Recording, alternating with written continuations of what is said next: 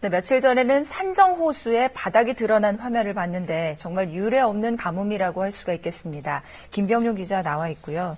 뭐 앞으로 이게 시원하게 해결된다는 소식도 없고 어떻게 해야 되나요? 비관적인 전망만 많은데 요즘 저희가 아침마다 메르스와 이 가뭄 소식을 왔다 갔다가 계속 안 좋은 소식만 이렇게 전해드리는 것 같습니다. 이걸 사실 제가 가렸으면 좋았는데 양영은 앵커 밑에 기사를 보시면 이 한 일간지 기사입니다. 한반도 대부분 지역에 2달 가까이 비가 내리지 않고 있다. 서울은 강수량이 예년 평균의 6%에 그치고 있다.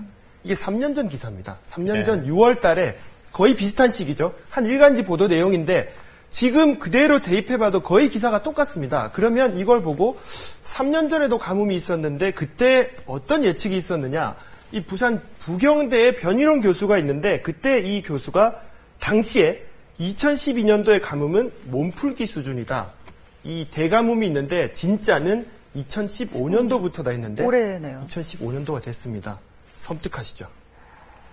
뭐 맞았다고 봐야 되나요? 예, 지금 맞아 들어가고 있는데 이게 단지 어떤 이런 이제 이분은 고문을 통해서 통계학으로 접근하는 것인데 여러 가지 조건들이 맞아 떨어져 가고 있습니다. 한번 보시면 이 예측이 얼마만큼 현실로 되고 있느냐, 이 이제 그림으로 계속 메말라 가고 있는 이 지역을 보여주고 있는데 강원도는 뭐 한 124년 만에 대가뭄이다. 속초 강릉은 앞서 봤지만 기상 관측 이래 1973년도에 관측을 시작했는데 최저다.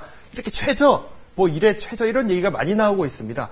강수량이 한 절반 정도에 그쳐가고 있다는데 우리가 사실 이걸 대비하기 위해서 몇 년 전부터 만들어 놓은 게 있습니다. 네. 4대강의 보가 있는데요. 4대강의 보에 지금 어느 정도의 물이 있느냐.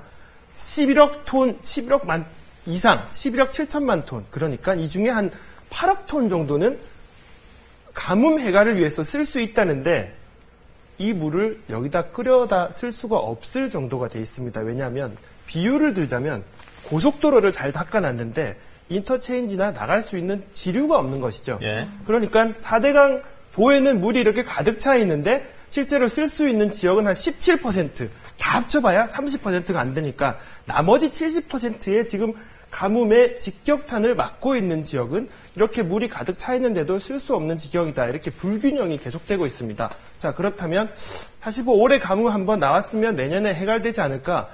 이게 문제가 가뭄이 계속 반복되고 있다는 겁니다. 앞서 제가 설명을 드렸는데 이 가뭄 주기설 얘기를 다시 한번 설명을 드리면 통계적으로 이게 지금 대가뭄기의 정점이고 124년 주기란 이런 얘기도 있습니다. 극대 가뭄기라고 해서 한반도가 여기에 시작이다. 이걸 뒷받침하는 것이 기후변화인데요. 며칠 전에 제가 설명을 드렸는데 마른 장마가 계속 오고 있다고 했는데 실제로 그 원인은 지난 겨울에 엘니뇨라는 엘니뇨 현상이 계속 영향을 미쳐서 저기압이 계속 올라오지 못하고 있는 것. 중부지방에는 장마전선이 뭐 한 남부지방까지 7월 말 정도 되면 어느 정도 해갈이 되겠다고 하는데 이게 어느 정도 해갈이 될지는 참 미지수고요. 근데 문제는 가뭄이 계속 덮칠 가능성이 크다는 것이죠. 자, 올해 가뭄이 왔는데 만약에 내년에 가뭄이 다시 오면 어떻게 될까요? 보시면 우리나라가 이렇게 반쪽짜리 대비는 잘 돼 있습니다.